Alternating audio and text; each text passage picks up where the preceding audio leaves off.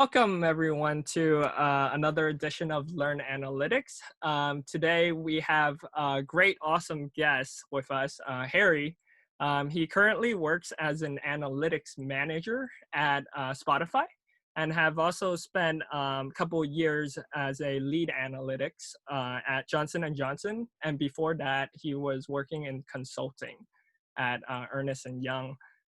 Today we'll be diving more into what data science is and how sort of like Harry became sort of the analytics professional and data science story. Welcome, Harry. How are you doing? I'm doing well. Thanks for introducing me. Hubert, looks super excited to talk about this topic, and let's get into it. Great. Yeah, excited to have you as well. So yeah, maybe how we could start is like a little intro about yourself and what are you currently doing? Cool. So, like I said, I'm currently a data analytics manager sitting in Spotify. I start in actually July, August this year. So I'm still relatively new in the new organizations. And before that, I spent almost 2 years in a pharmaceutical company called Johnson & Johnson as a data specialist. There, I'm majorly doing analytics on the compliance functions, such as like internal audits, healthcare compliance, and with legal as well. Before Johnson & Johnson, it is my career of 2 years in consulting in Ernst & Young, where I do fraud investigations, compliance review, and then some sort of analytics on that. Got it. So from our conversations, it sounded like you weren't doing actually that much of data before, right? You have sort of like a story how you got into data science. Right. I actually in my background, it's accounting. Back in Taiwan, I got into accounting as in my college background. Got it. And then after that, 2 years of consulting role, doing investigations, all kinds of compliance reviews, looking for non-compliance activities. One question kind of come up to me, like, we are doing this in a very not cost-effective way. Like, we are doing bunch of investigation towards a subject, but I don't know, like at the time, I'm not able to quantify how many risks we're missing because we probably don't realize the data that we obtain or inquiry each time. So I always wanted to have that mindset and kind of introduce that to our audience, like, compliance at a certain level. We're like surgeons, we're doing surgeries to companies. We kind of slice it off the infected part, or what we call non-compliance part. But where data science and data analysts come into place, it's like a health check. Like, you can have a very powerful way to detect outliers or any suspicious activity or just anything that common during the health check. And so does the data science practice when we are doing in a company. So that's kind of how I start my journey and say, hey, maybe I should learn more, and literally using those data science practice to make it more cost effective.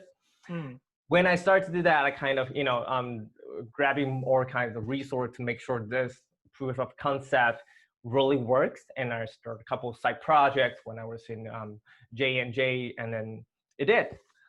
We found a couple good ways to actually make it more efficient on compliance functions.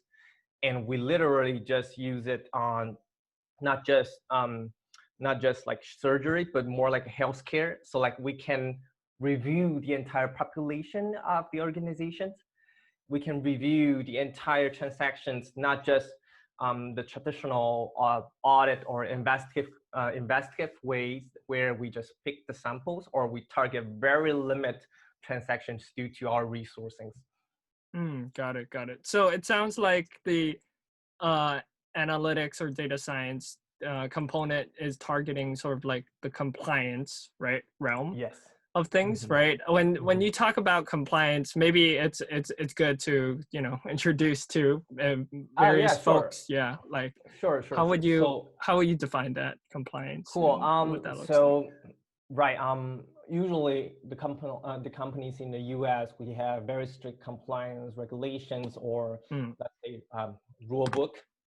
mhm, And I start within a couple areas that I'm focused on, like fraudulent activities on anti-bribery mm, or fraud, or I think we call FCPA, Foreign Corruption Practice Act, to make mm, sure we prevent our companies, US companies, to do fraudulent briberies outside mm, of the US to mm, foreign governments or healthcare practitioners or etc.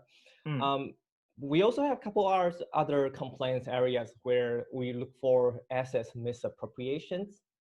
mm, Basic example is like cash stealing, um, cash stealing or payment fraud. We also look for conflict of interest. Let's say we have an employee set up his cousin as one of our vendor and we pay for service that we never need to. That's mm, one of the typical conflict of interest. mm, Yeah, and then financial statement fraud, yada yada. We have different type of compliance, but those are where I started. So I do investigation against those type of fraud, and then we wanted to apply data analytics, and then in the end, data science module or machine learning to prevent or detect those kind of things even before it happens. Actually. mm. Got it. No, that super interesting. Like we could talk more about that. So how would you let's go back to that story, your story a little bit, right? You were Mhm, doing consulting, right? mhm. And were you sort of like exposed to data in that role? Like were you what did that look like more? And then Yeah, there are one thing that I would say very common in compliance areas because different, almost every case have a different landscape. mhm, So I do get a different variety of data from HR data, like mhm, got it. promotional records. Like, Hubert, you got promoted at 2018 and then you got demoted in 2019. And, Mhm, at 2 times, what's your salary base changes? mhm, What's your reporting line changes? That's quite kind of one thing on the HR data side. mhm, On the far away, we also look for our sales records or um, like traditional sales record where we look for in compliance compensations, in compliance bonus, or mhm, off-label promotions on employees who it's not really treating our customer right, but only looking for boosting their sales. mhm, So it's very different and in a variety of the data we get. In Spotify, it's getting more complex because we're looking at like streaming user activity, right? mhm, So potentially we might have user fraud where a song got streamed 10 million times one yeah, day, uh, and nobody knows why because it's not a popular artist or nobody understand what's going on. And these mhm, kind of things are typically we're looking for on a compliance landscape. mhm, got But it, yeah, I would got it. say it's very, very different based on the case we get. Got it. So based Mhm. on the organization and based on the business, there's different things that could be compliant Yes, within. Got it. yes. It's almost like each case we have to develop a new strategy for it. Got it. Got it. So maybe we could talk about that a little bit more. So what did compliance look like at Johnson and Johnson then? Was it For more? Johnson Johnson, we are really paying attention and focus on to make sure our products it's in compliance because our audience or sorry our product users it's actually our patients, right? Mm-hmm, mm-hmm, But the the but the user or the person who purchased our product, it's sometimes not directly our patients, but sometimes mm-hmm, like doctors, mm-hmm, HCP in our industry we call it HCP, healthcare providers, mm-hmm, or just hospital, right? mm-hmm, Or sometimes even distributors. mm-hmm, So we want to make sure when they're purchasing those products, we are all with the best interest to take care of our patients. mm-hmm, So mm-hmm. again, it's all about our products, and we want to make sure that's very compliant. We have no risk on that, Got it. Got it. or very limited risk on that. But yeah, product is definitely one thing that we want to make sure in product quality. So when I mentioned conflict of interest or assets misappropriations, we wanted to make sure those are not happening within distributors or our Mm-hmm, sales activity. Like if we have a doctors that is colluded with our sales reps. Mm, We probably will be giving products that the patient won't need, mm-hmm, but just to, mm-hmm. boost the sales. Yeah. Yeah. So that's the Mm-hmm. landscape for Johnson & Johnson. Mm, On Spotify, because it's a digital platform and our cash revenue are probably a little bit, it's probably more simple and have a focus on the premiums. mm-hmm, So, a lot of cash revenues are just based on subscriptions from user, where mm-hmm, you pay like $7 or $10 a month. So on the catch side, it's probably not that tricky, but we have a lot of different varieties, things like what I say, like fraudulent users, maybe the content of the podcast, it's not fitting our company policy or yada, yada, these mm, kind of things. So mm, it's probably on the different landscape and I'm probably still in the journey of learning all these different culture and mindsets on the compliance mm-hmm, side. But mm-hmm, yeah, I would say it's probably a good one for me to grow my and expand my vision as mm-hmm. a traditional sales, pharmaceutical companies moving to this digital platform. Awesome. Yeah, awesome. Thanks for going over that because like that's new to me and I'm sure it's new to a lot of viewers that data It's science new to could me as well. It's data new to me as science well. yeah, data science can be applied to a type of business function that maybe not a lot of us really understand Right, right, unless right, we're right. really deep into that work. But cool. But let's take a step back. Like let's talk about what do you think, starting from high level, right? What do you think from your perspective, how would you define data science? Um, I love this question. Like, I actually even Google it last night to make sure I'm giving, if not awesome, at least good and fair answers. But to me, and this is my view, I would say data scientist is not just about coding. Mm, There are a couple elements I wanted to address here. And one thing that I really want to put a focus and a pin on that is the business or AKA domain knowledge. mm-hmm, So I'm using myself as an example, like me coming from a accounting, finance / compliance areas. These are my domain knowledge. And I'm applying those domain knowledge into the data science world where we want to build models and deploy machine learning, but based on those domain knowledge and to make it and tweak it and make it work the way I want it to. mm, So I would say data science, it's not just about getting a lot of technical knowledge where scikit-learn, TensorFlow, you are using it very well, you know how to use dynamic parameters. These are really critical as well, definitely, but not just that. So I wanted to mention domain knowledge. And then you definitely need some good backgrounds on like mathematics or like probabilities or statistics.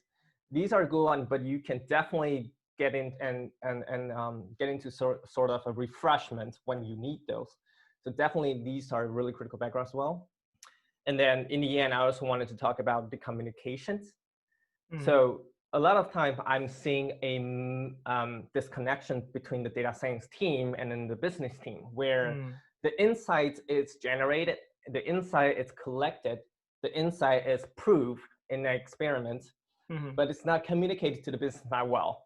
And the mm-hmm, interpretation there might cause a significant um, um, problem when the business side did not get any help from the data science team to mm, interpret those insights. So mm, how do you communicate? Like, starting from the visualization of the data, how mm, do you use data storytelling, and mm, how do you kind of lay out your insight in a way where business or managements are easy to, to process and digest? Those are mm, really critical for me. mm. That's great. Yeah, no, I love that how you put it into focus, right? It's not just about learning about the technical skills. I feel like school and a lot of, online programs or pursuing a master's or et cetera, right? That's going to teach you a lot of great technical skills, right? It's going to give you good curriculum understanding and try to build that mindset. But really, you have to work in an environment, and back to what you're saying, right? Like that domain and who you're working with, right? How do you drive the great insight that you did, like to the stakeholder who's going to make that action, right? Right. Right. to that stakeholder who's gonna be, who's ultimately, making those business decisions. Yes. So, Sure. but cool. Yeah. So how is data science getting used? I guess we talked about that a little bit too. But at Spotify, how do you see it getting used? Maybe in the area you are, or maybe even in other functions that you see, right? So. So start with other function that I'm seeing. So definitely Mm-hmm. machine learning and data science is more like a state of the art within Spotify, where Mm-hmm. almost um, most of the function are deploying certain level of data science practice there. What I see is a lot is on our content business where we use deploys a lot of machine learning to, let's say, either categorize our content or deploy machine learning on detecting um, and classify the podcast and music and musics versus non-music. Mm-hmm. These are a lot of things where we have to deal with a bunch of the data, and we want to have some little kind of machine learning and or in another phrase AI to help that finish. You know, that's a lot of times when we see Spotify dealing with machine learning and data science. Mm-hmm. Um, Mm-hmm. but then, like I said, data science not just technical skill sets. So I see a lot of different way of representing data science practice in Spotify, where we see visualizations platforms, where we see a lot of data communication going on um, between the function and organization, where people are collaborating using the terms we all understand. Mm-hmm. So Mm-hmm. that's so far one thing and feel the most on the functions I've seen in Mm-hmm. Spotify. And again, this is probably just observation of me being 6 weeks in Spotify. So there are Mm-hmm. definitely much more that I haven't explored, but I'm currently very enjoying like learning and enjoying and seeing those kind of machine learning and data science practice within Spotify. Got For it. my functions, we're currently trying to build up the practice. So a lot of times our methodology and approach are having a focus on detecting outliers. Mm. So you can almost say that detecting outliers or suspicious or red flags or whatever you want to call it, it's a major use case for our data science slash machine learning. Mm. Um, Mm. in audit functions, what we usually see it's tons of data, and we don't have resource to look at every record. We definitely don't want it to do that, but we Mm-hmm. wanted to have a machine learning or data science approach to make sure we detect high risk transactions. Mm. And then lovely or in the future we can deploy more on this on the supervised machine learning models Mm. after we collect enough data. Now that I joined, we want to have that automated and pipelined to scale it up to make sure human intervention is less and less, and then we can have machine take care of it. Mm. Got it. Right. Got it. Got it. So it sounds like for sure, like it sounds like the Spotify we know, there's a lot of content, right? A lot of it is getting used with data science and machine learning to show the right content to the good users, right? Mm-hmm. A lot of different user behavior type of stuff, right? Right. Maybe Mm-hmm. maybe that's definitely some align both on the content side as well as compliance, right? Like you want to flag different people who like that. I like that example where we're seeing this person and this song that's getting 10 billion views, but we have no Yes. clue who he Right. is or who she is. Yeah. Or some artists just like upload like 10,000 songs in one day and claim Yeah, that's their new products. yeah, And there's definitely some type of red flag we are detecting there, but we have to prove it yeah. deployed, with data science practice. Yeah, and I can only imagine it's back to your saying, right? Like there's so many data points, right? Every user is a data point, Mm-hmm. every little activity or engagement, right? Right. So Mm-hmm. like there's no way like a human could ever interact or flag Yeah, any almost of that, possible, right? not possible. Mm-hmm. Flag all of that. That's Right. good. That's good. That's good. Cool. Yeah, then maybe we could transition a little bit to more of talking about sort of like just advice and resources, right? Mm-hmm. I think a lot of new graduates are very interested in data science to begin with, right? Or other folks, right, who might have more on the business and analytics side, right? Mm-hmm. Or or other types of functions in data, like even, data engineering, for example. Mhm. But how would someone sort of like get started, right? And what were good resources that sort of like help you get closer to that? Yep. So. And to to address that question, I would say one thing, and it's probably one of the most um, um, answers that make sense in the COVID-19 is leverage more on the online platform and resource. Mm-hmm. Because during this pandemic, we have a lot of folks working from home. Even Spotify would do that as well. And I'm actually using a lot of online platforms to kind of refresh or equip myself with new knowledge. Mm. And it all started with where I wanted to transit myself from the pure compliance investigators to data analytics and data science. I started to leverage the platform like LinkedIn Learnings, Coursera. There are Mm-hmm. a couple more like Kaggle. Mm-hmm. It, I think there are millions on the internet. If you know it, you name it. So definitely leveraging those. And personally, I believe these resources are having a lot of flexibilities. Like if you don't found it helpful, if you don't find it interesting, you can definitely switch the topic and just pick the one you wanted to develop more. And also one thing I wanted to highlight is that YouTube video. And Mm-hmm. when I say YouTube video, it's not just about like, you just pick a couple videos, like let's say like, Python in 6 hours. It's Mm-hmm. not that type of video. I'm talking about like you literally go to listen like industry leader and understand how their vision in data science practice. And, because I realize like, when we talk about what's the critical values or critical elements that, as a data scientist, you wanted to know. And Mm-hmm. I want it, Mm-hmm. and I probably will have mentioned again, communication is the key. So when you Mm-hmm. listen or even watch those videos, those data science leaderships, when they're doing their speaking and, either it's a TED talk or something else, you can see how they're communicating their idea on the computer science or data science side and Mm-hmm. translate that into something that is enjoyable or Mm-hmm. something that is understandable. Mm-hmm. And I learned a lot from that. Mm-hmm. Yeah, and if you don't mind, I actually want to give a quick example. I think Yep. she's Yep. called Cassie Kozakov.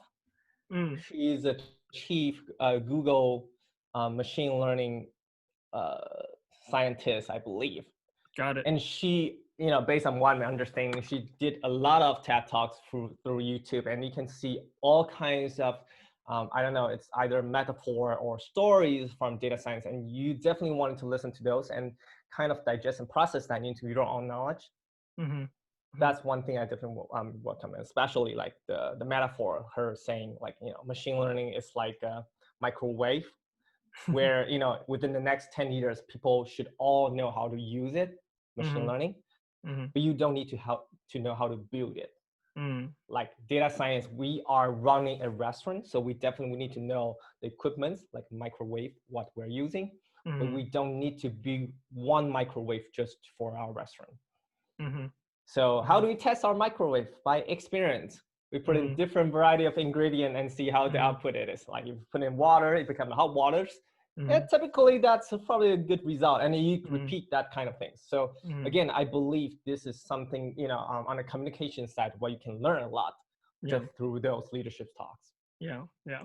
Yeah. I like that. Like yeah, like data science is not yeah, like certainly, you put in different things in it, right? Sometimes it blows up in your Oh face yeah, and oh you don't yeah. know. It is possible as well. Right? Mm-hmm. So, but other times things work out well, right? Right. But Mm-hmm. it's all about, how do you, put in, data is so important, right? Into this data science, right? Like, is your data clean? First of all, Yes. is it structured right? Like Yeah, in real all life, it that. usually doesn't look Yeah. like as clean as the one you get it from like academic program or online platforms. It's Yeah. usually not that clean. It's pretty much dirty. Yeah. Yeah. Cool. Cool. Cool. Yeah. So yeah, we'll share those links down later. Just some few resources that Cool. Harry has for us.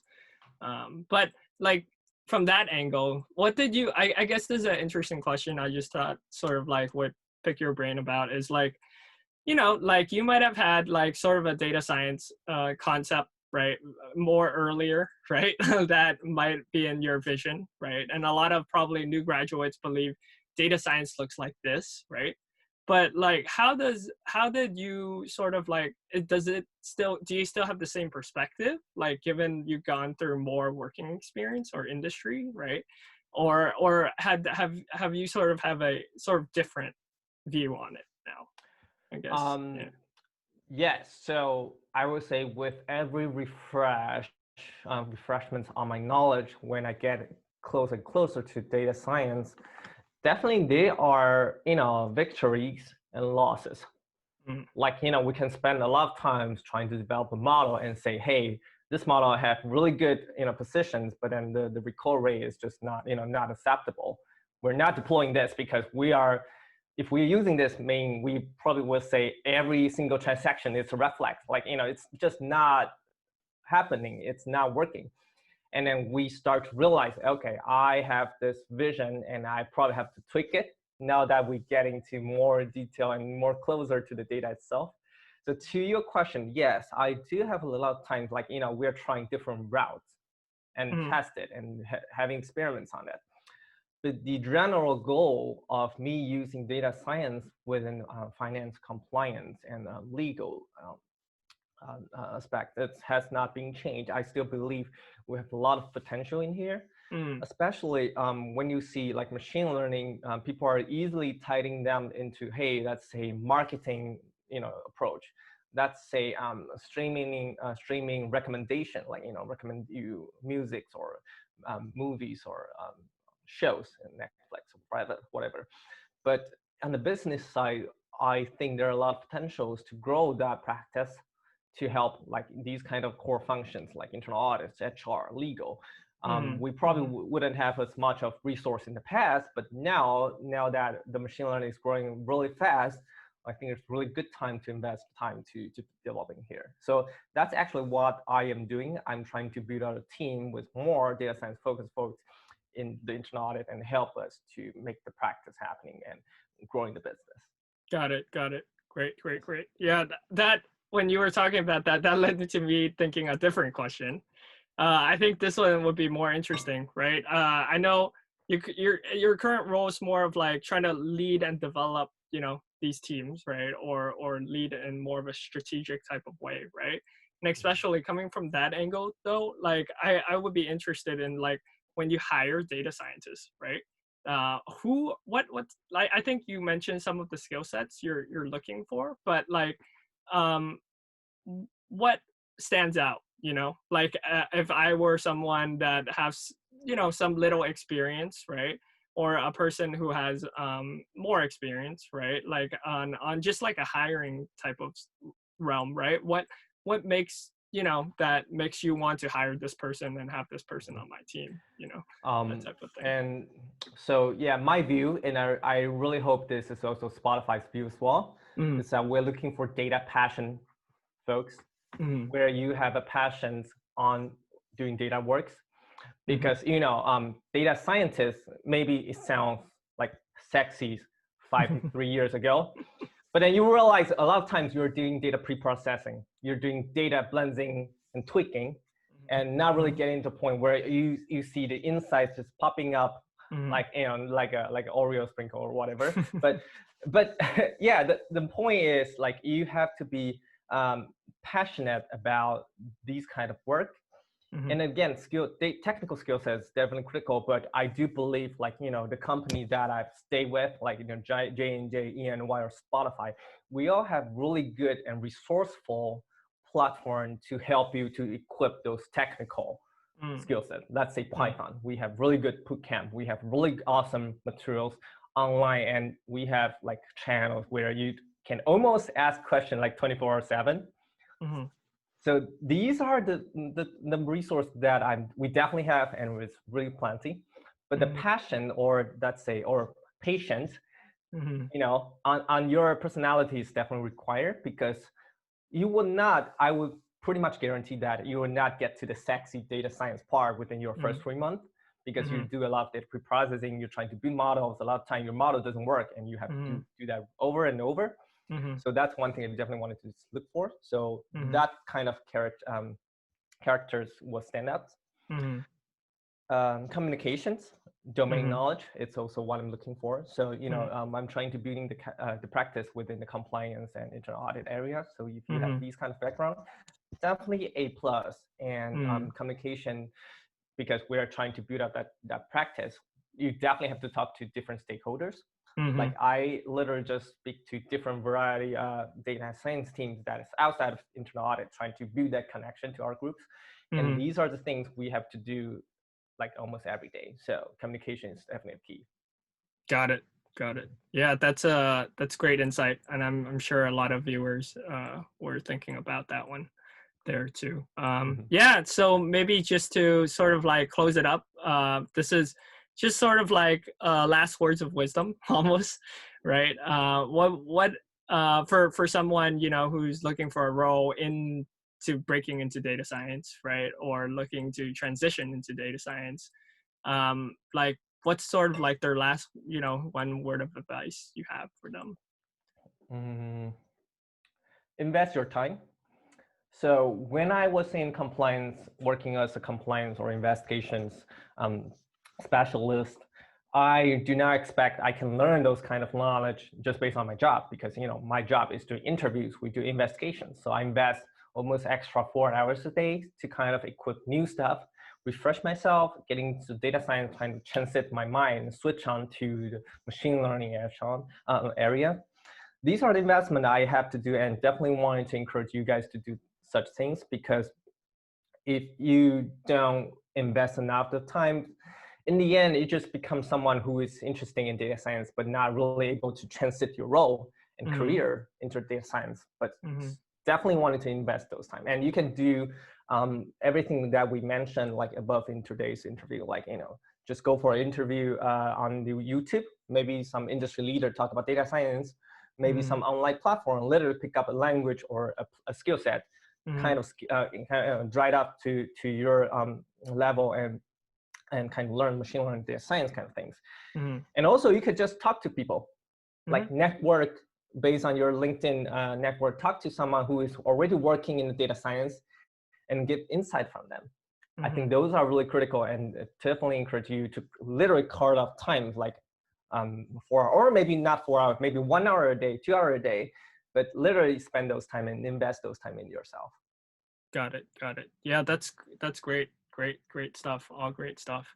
Well, thank you for having you today again. I think this talk was definitely very insightful to learn how you're driving data science functions at Spotify, as well as just hearing how you sort of transition to data science. And like, yeah, viewers just have to understand, like, it's not as easy to be really good at it, right? Like, you really have to invest the time and put the work in and really learn from not just resources, right? Like, resources is important, right? But like, learn from people, right?